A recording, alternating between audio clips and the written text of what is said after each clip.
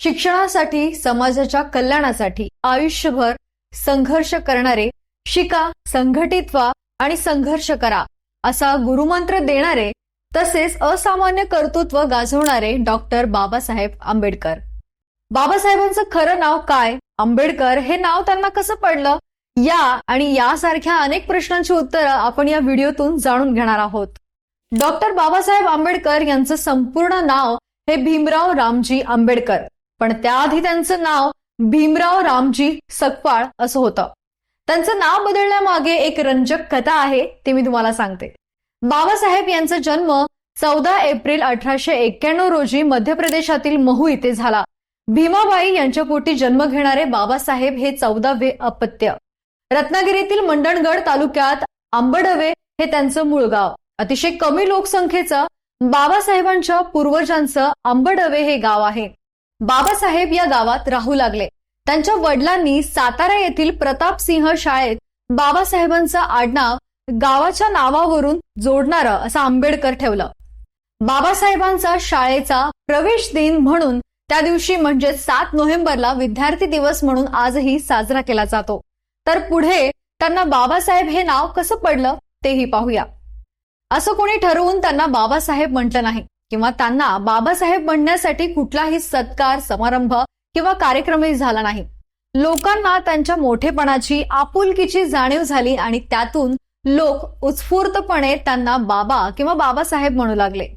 तसं पाहायला गेलं तर बाबा या शब्दाचा अर्थ फक्त वडीलच नाही, तर काही जणांसाठी बाबासाहेब हे आई पण आहेत.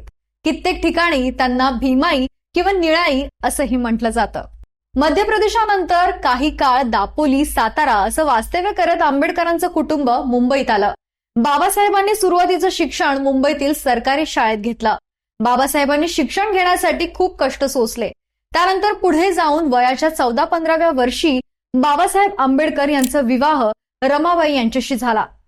बडोद्याच्या सयाजीराव महाराजांनी बाबासाहेबांच्या उच्च शिक्षणासाठी आर्थिक सहाय्य केले. उच्च शिक्षणासाठी ते अमेरिकेत गेले. अमेरिकेतील कोलंबिया विद्यापीठात त्यांनी अर्थशास्त्र, राज्यशास्त्र, समाजशास्त्र इत्यादी विषयांचा अभ्यास केला. इंग्लंडला जाऊन ते बॅरिस्टर झाले आणि भारतात परतले. त्यांनी चवदार तळ्याचा सत्याग्रह देखील केला होता.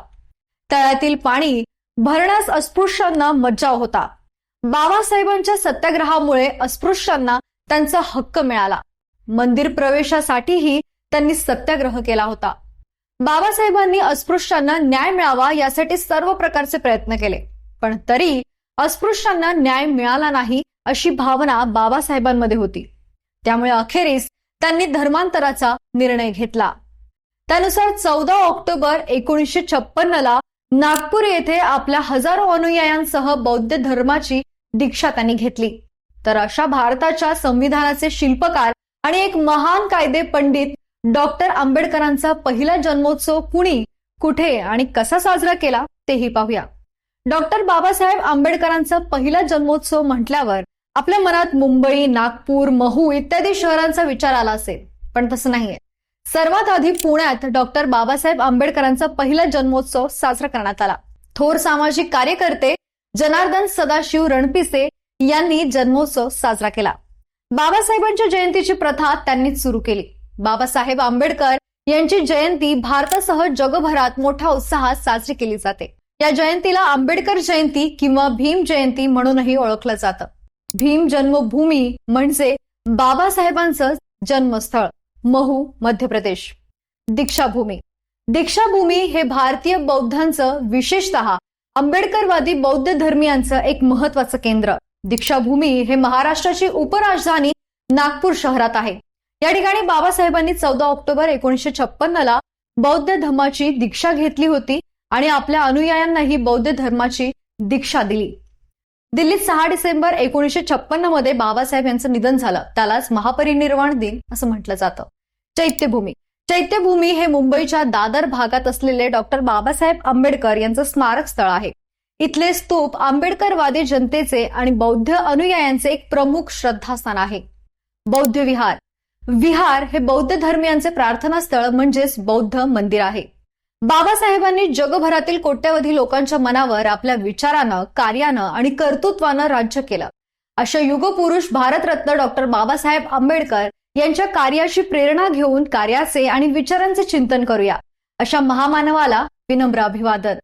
जाता जाता एक महत्त्वाची आठवण, असेच माहितीपूर्ण व्हिडिओ पाहण्यासाठी आपल्या YouTube चॅनलला जॉईन करा. बाकी तुम्हाला हा व्हिडिओ कसा वाटला आम्हाला कमेंट बॉक्समध्ये नक्की कळवा. व्हिडिओला लाईक करा, शेअर करा आणि जर तुम्ही या चॅनलवर नवीन असाल तर चॅनलला सबस्क्राईब करायला विसरू नका. धन्यवाद.